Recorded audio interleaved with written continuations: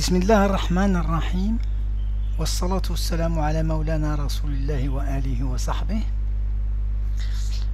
Je continue donc l'exposé de la solution de certains exercices du contrôle SMPC électricité S2 2021. Je suis maintenant à l'exercice 3 de la variante 1.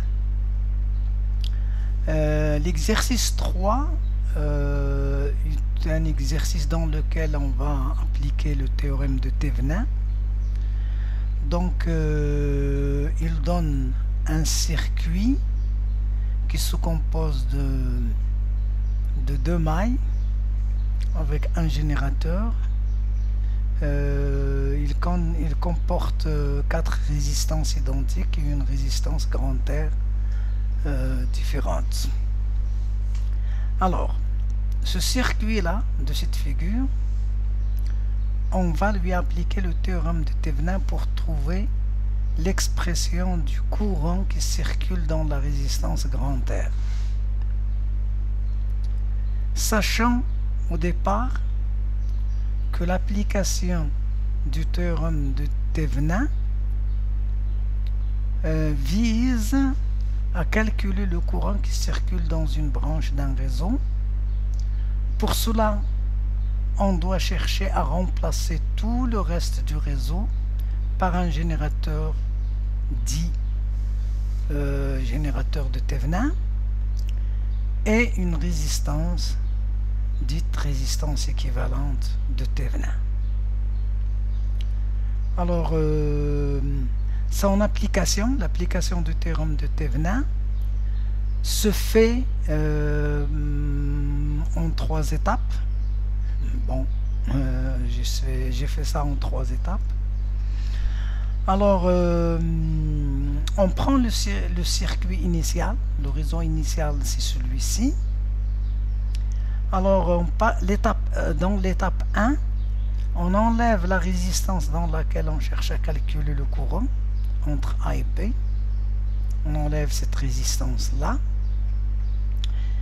Et on calcule la FEM du générateur de Thevenin associé entre A et B. Dans l'étape 2, on court-circuite les générateurs entre A et B, toujours en circuit ouvert entre A et B. On court-circuite tous les générateurs et on calcule la résistance de Thevenin entre A et B. Puis l'étape 3, on remplace tout le reste du circuit de A à B par le générateur de Thevenin E Thevenin et la résistance équivalente R Thevenin, et on rajoute la résistance dans laquelle on cherche à calculer le courant et on résout le problème pour obtenir le courant qui circule dans cette résistance. Très bien. Donc voilà, si j'enlève la résistance R, j'obtiens le circuit de l'étape 1 ici. On calcule alors la FEM du générateur de Thevenin, c'est VA moins VB.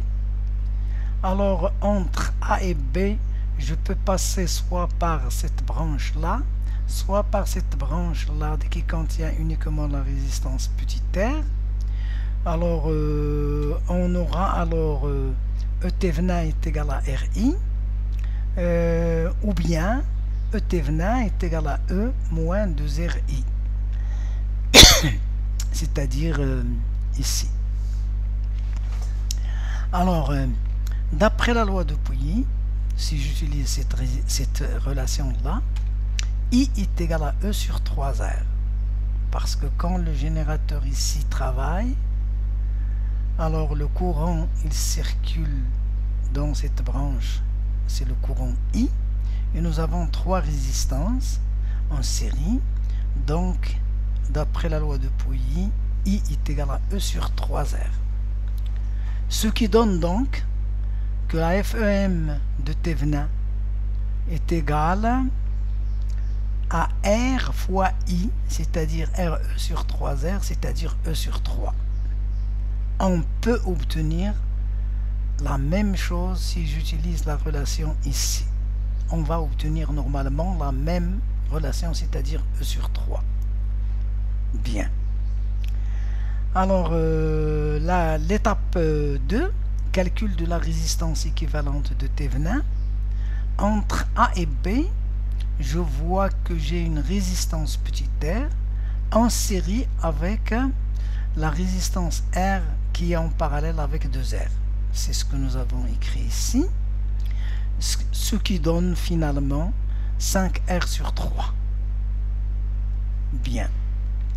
L'étape 3, j'applique R Thévenin et E Thévenin à la résistance grand R et je sais que le courant qui circule ici, donc c'est I est égal à E Thévenin sur R Thévenin plus grand R, qui donne donc I est égal, le courant c'est E, finalement, E sur 5R plus 3R.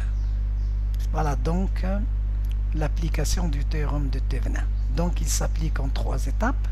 La première étape, c'est que d'enlever la branche dans laquelle il y a le dipôle ou le dipôle dans lequel je cherche à calculer le courant, ici entre A et B, donc j'enlève entre A et B, j'enlève la résistance grand R, et je calcule et je fais fonctionner les générateurs du circuit, et je calcule donc la FEM de Thévenin, c'est-à-dire V1 moins VB.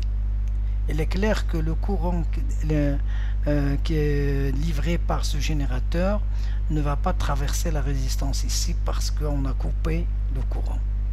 Bien. Donc je calcule E Thévenin.